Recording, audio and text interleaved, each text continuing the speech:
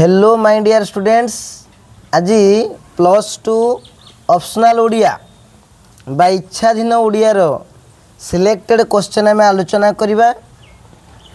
बहुत पिला मानकर डिमांड थिला sir optional Odia selection question शीघ्र आणंतु। तो एबे आमे ऑप्शनल ओडिया रो सिलेक्शन क्वेश्चन देखिबा। सेकेंड यूनिट जोटा थिला पिला माने कंटेंट रे जो ऑप्शनल ओडिया रो बही रे सेटा तो इंटरनल पड़ी से पढ़ार नहीं। एबे आस आम प्राचीन मध्यकालीन कविता प्रबंध विभाग क्षुद्र गल्प व्याकरण विभाग किसी सिलेक्टेड प्रश्न आम आलोचना करवा। तो आस देखा प्रथम क्वेश्चन ग्रुप ए रो प्राचीन मध्यकालीन कवितार परशुराम भेट कवितार मुख्य वैशिष्ट्य प्रतिपादन कर लंग क्वेश्चन आसीबो। नेक्स्ट देखियो पिला माने धीरे राधा करधरी कवितारे कविंको आदर्श और भक्ति भावना संपर्क रे आलोचना करो। नेक्स्ट उठनिसी पाहिला एथर उठनिसी पाहिला कविता को भित्ति करी कविंकर भावभक्तिर विश्लेषण करो।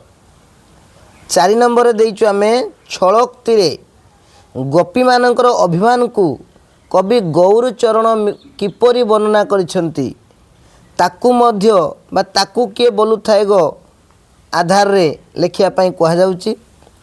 आमे एथि पई चार्ट देइछु पिला माने देखिबो सेतिर शॉर्ट क्वेश्चन भी आसीबो लक्ष्य करिवो। नेक्स्ट आमे देखिबा प्रबंध विभाग ग्रुप बी सत्यमेव जयते एक व्यंग्यात्मक रचना वर्णना करो।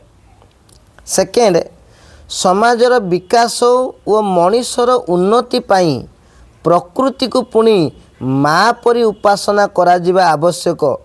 पठित प्रबंध छोट ही सुंदर अवलंबन रे सत्य सत्यता विचार कर बा यार सत्यासत्य विचार कर। नेक्स्ट समानता स्वाधीनता और भातृत्व संपर्क रे प्राबंधिक को मतामत संपर्क रे वर्णना कर। ए क्वेश्चन गुड़े पिला माने निश्चित आसीबो देखिबो तमे। ग्रुप सी देखिबा क्षुद्र गल्प पक्षाघात गल्पर सार्थकता प्रतिपादन कर। नेक्स्ट मेडिकल कॉलेज रे मेहर जयंती पालन संपर्क रे हास्य रसात्मक भाव रे गाल्पिक जो मतामत व्यक्त करछन्ती से संपर्क रे वर्णना कर। नेक्स्ट एक प्रतीकधर्मी क्षुद्र गल्प भाव रे बाउंसराणी क्षुद्र गल्पर यथार्थता प्रतिपादन कर। आसला भाया क्वेश्चन पिला माने। नेक्स्ट ग्रुप डी रे देखिबा व्याकरण भेरी इंपोर्टेंट दुईटी लंग क्वेश्चन पड़िबो। एथिरे अनुप्रास अलंकार कौन यार संज्ञा स्वरूप सह वर्णना कर आसी पारे भेरी इंपोर्टेंट। नेक्स्ट श्लेष अलंकार संज्ञा स्वरूप उदाहरण साहाय्य वर्णना कर ये भी आसी पारे। उपमा अलंकार संज्ञा स्वरूप उदाहरण माध्यम दर्शाओ। उत्प्रेक्षा अलंकार क्या कह जाए दृष्टांत सह व्याख्या कर। प्रथम 3टी पिला निश्चित गोटे आसीबो शेष 2टी भी गोटे आसीबो। 4 नंबर अच्छे उत्प्रेक्षा अलंकार क्या कह जाए दृष्टांत सह व्याख्या कर। नेक्स्ट 5 नंबर स्वरूप व संज्ञा निर्देश करी विभावना अलंकार दृष्टांत प्रदान कर। ये शॉर्ट क्वेश्चन पिला पड़ो लंग क्वेश्चन भी पड़ो।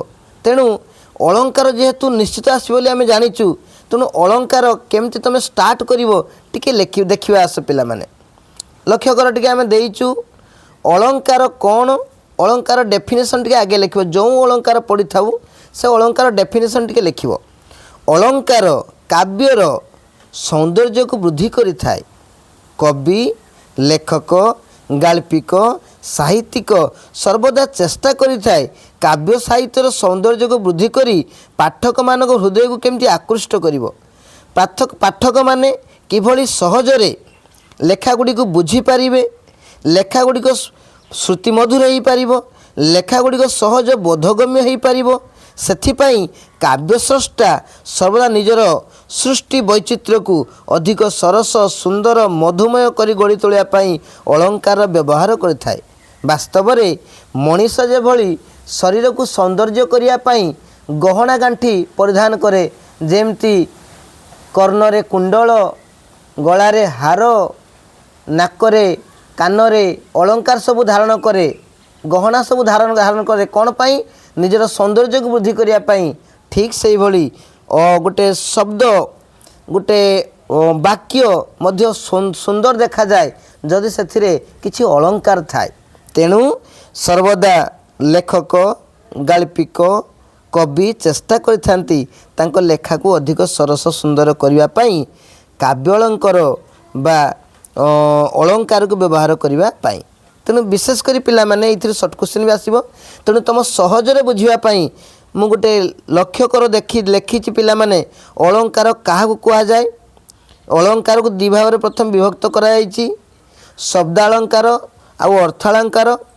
शब्द अलंकार को पुणी अनुप्रास जमक श्लेष अलंकार एमती तीन भाग विभक्त कराई लक्ष्य कर अर्थ अलंकार को सेमती उपमा अलंकार रूपक अलंकार उत्प्रेक्ष अलंकार व्यतिरक अलंकार विभावना अलंकार एमती भाग में विभक्त कराई तेणु तुम्हें यही जो जी अच्छी सर्ट क्वेश्चन भी देखि उपमा अलंकार क्या कह जाए उत्प्रेक्ष अलंकार क्या कह जाए देख ये क्वेश्चन आसो नेक्स्ट आउ डाहाण पटे लक्ष्य कर पिला माने जो संधि अच्छी स्वर संधि व्यंजन संधि विसर्ग संधि ये संधि मध्य क्वेश्चन आसो आउ मन रख जिते तुम्हें जो परशुराम भेट हो धीराधा करधरी हो कि सत्यमेव जयते हो जो थी भी लंग क्वेश्चन आसो तुम स्टार्टिंग पिला माने टिके ट्रेमेंडस स्टार्टिंग कर सुंदर भाव लेखा लिख सो दैट कि परीक्षक जापर जे तुम केते कौन लेवल अच्छ केते सुंदर लिखुच परीक्षक बुझीपार एवं तुम मार्किंग बहुत भल हम कौन लिख पिला माने